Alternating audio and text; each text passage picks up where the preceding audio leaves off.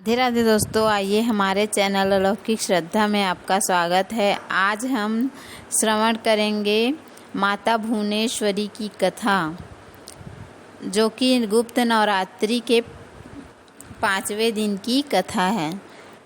तो आइए शुरू करते हैं।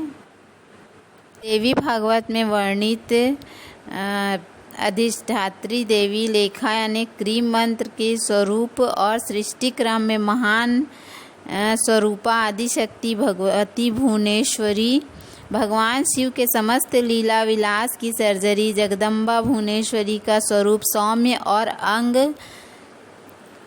कांति अरुण है। भक्तों को अभय और समस्त सिद्धियां प्रदान करने वाली इनका स्वरूप है।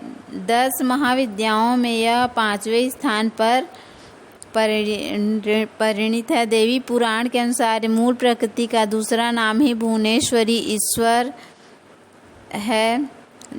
ईश्वर के जगत रूप व्यवहार का लोप हो जाता है, उस समय केवल ब्रह्मा अपने प्रकृति के साथ शेष रहता है। तब शुभ रात्रि के अधिष्ठात्री देवी भुवनेश्वरी कहलाती है। अंकुश हरपाल सिंह के मुख्य आयुक्त हैं। अंकुश नियंत्रण का प्रतीक है और पास राग अथवा शक्ति का प्रतीक है। इस प्रकार सर्वरूप प्रकृति ही भुवनेश्वरी हैं, जो विश्व को वमन करने के कारण वामा शिवमयी होने से जो तथा कर्म नियंत्रण, फलदान और जीवन को दंडित करने के कारण रुद्री कही जाती हैं।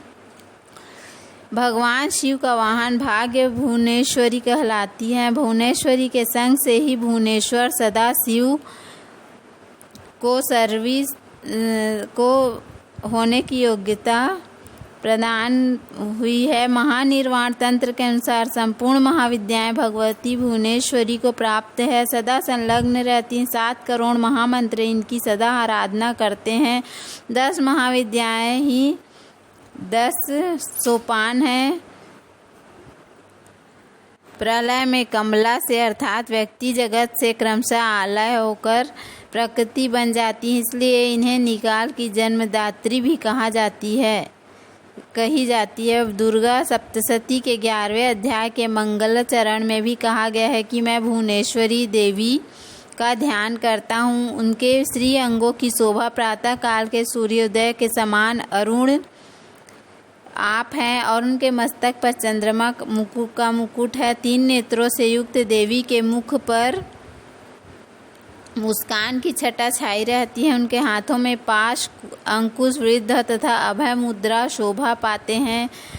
इस प्रकार गृह तंत्र पुराणों के विवरणों से भी पुष्ट होती है कि प्रकारांतर से काली और भुवनेश्वरी दोनों में अव्यक्त प्रकृति भुवनेश्वरी की रक्त वर्ण कहानी है। देवी भागवत के अनुसार दुर्गम नामक दैत्य के अत्याचार से संतप्त होकर देवताओं और ब्राह्मणों ने हिमालय पर सर्व कारण स्वरूपा भगवती भुवनेश्वरी की आराधना की थी। उनकी आराधना से प्रसन्न होकर भगवती भुवनेश्वरी तत्काल प्रकट हो गई और वह अपने हाथों में बाण, कमल, पुष्प और साप मूल लिए हुए थे। उन्होंने अपने नेत्रों से अश्रु जल की सहस्त्रों धाराएं प्रकट की।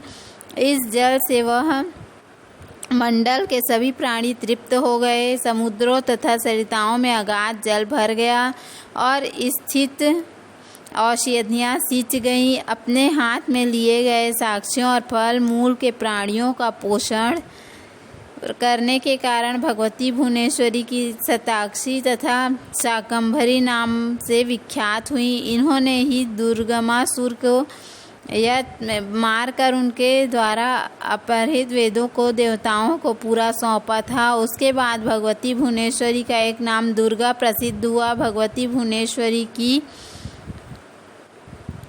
उपासना पुत्र प्राप्ति के लिए विशेष फल प्रदान करने वाली है। रुद्रायमल में इनका कवच, नील सरस्वती तंत्र में इनका हृदय तथा महातंत्र में सहस्त्र नाम संतुलित। इन महाविद्याओं के आराधना से सूर्य के समान तेज और ऊर्जा प्रकट होने वाली लगती है। ऐसा व्यक्ति अच्छे राजनीतिक पद पर आसीन हो सकता है। जो माता का आशीर्वाद मिलने से धन प्राप्त होता है और संसार के सभी शक्ति स्वरूप महाबली उसका चरण स्पर्श करते हैं। भुवनेश्वरी माता का मंत्र स्फटिक की माला से किया जाता है। 11 माला प्रतिदिन भुवनेश्वरी माता का कर सकते हैं। भुवनेश्वरी माता श्रीलंका के नैना ऋतु में स्थित है। उड़ीसा के उत्तर ब्रह्मांड में भुवनेश्वरी के अधिष्ठात्री के रूप में माँ भुवनेश्वरी की आराधना करते हैं। भुवनेश्वरी का अति प्राचीन मंदिर गुजरात के गुंजा में स्थित प्रसिद्ध शक्तिपीठ, असम में कामाख्या मंदिर में भी माँ भुवनेश्वरी का मंदिर है। बोलो भुवनेश्वरी माता की जय। तो उम्मीद है आपको हमारा वीडियो पसंद आया होगा। यदि हमारा वीडियो पसंद आया तो वीडियो को लाइक करें।